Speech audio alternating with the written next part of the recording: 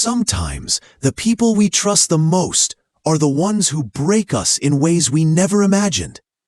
But when the truth comes out, it doesn't just change one life, it changes everything. Sarah Mitchell was a woman whose heart had always been larger than her means.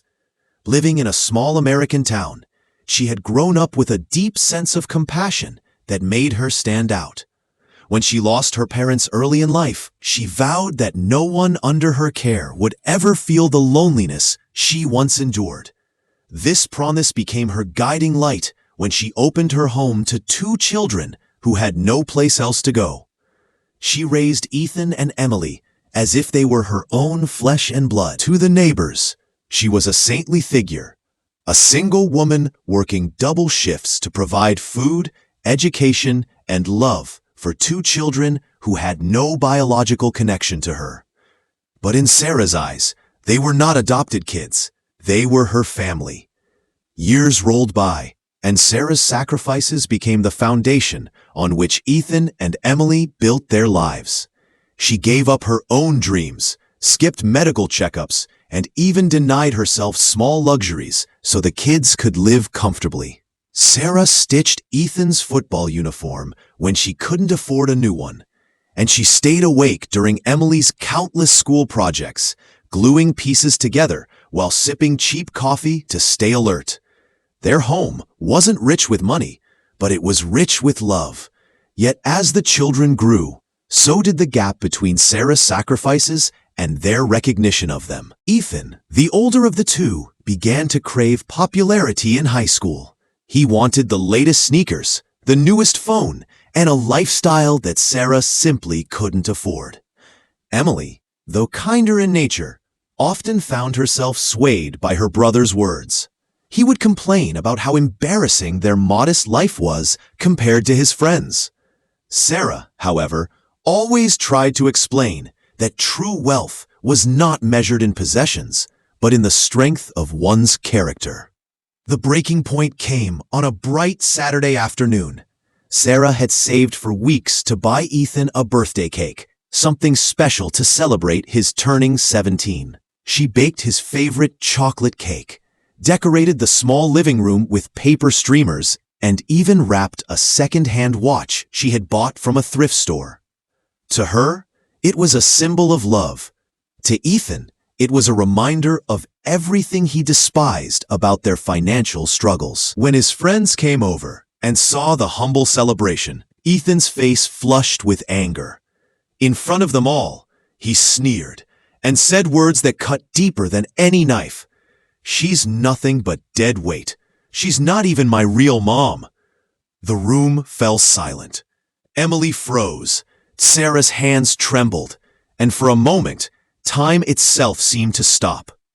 Tears welled in Sarah's eyes, not just from the insult, but from the realization that years of sleepless nights, of labor and sacrifice, had been dismissed in an instant.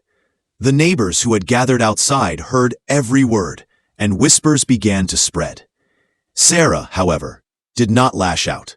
She simply looked at Ethan with eyes heavy with sorrow and quietly left the room. That night, Sarah packed a small bag and left the house without saying much. She stayed at a friend's place, giving Ethan and Emily space to reflect. At first, Ethan felt victorious, believing he had finally freed himself from the burden of Sarah's modest ways. But life has a way of teaching lessons the hard way. Within weeks, the household started to collapse. Bills piled up, meals were scarce, and the warmth that Sarah provided was gone. Ethan began to notice that the very foundation of his life, the meals, the clean clothes, the support, had always been silently held together by Sarah's endless sacrifices. Meanwhile, Sarah found herself questioning everything. Had she failed as a mother? Had her love been wasted? But soon she realized that love is never wasted, even when it goes unappreciated. She decided to rebuild her life, focusing on herself for once. She took up a better-paying job in another town, enrolled in evening classes, and slowly started to reclaim the dreams she had buried years ago. Back at home, Ethan and Emily were struggling. One evening, Emily broke down and confessed that she missed Sarah terribly. Ethan, who once mocked her, now felt a deep guilt gnawing at him. He realized that his craving for acceptance among friends had blinded him to the unconditional love Sarah had always shown. He remembered the nights she stayed awake nursing him when he was sick, the times she went without meals so he could eat, and the endless encouragement she gave despite her own exhaustion.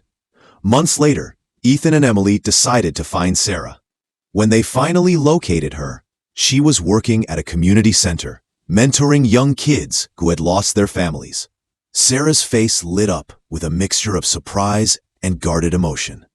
Ethan fell to his knees, tears streaming down his face as he apologized. "I was wrong.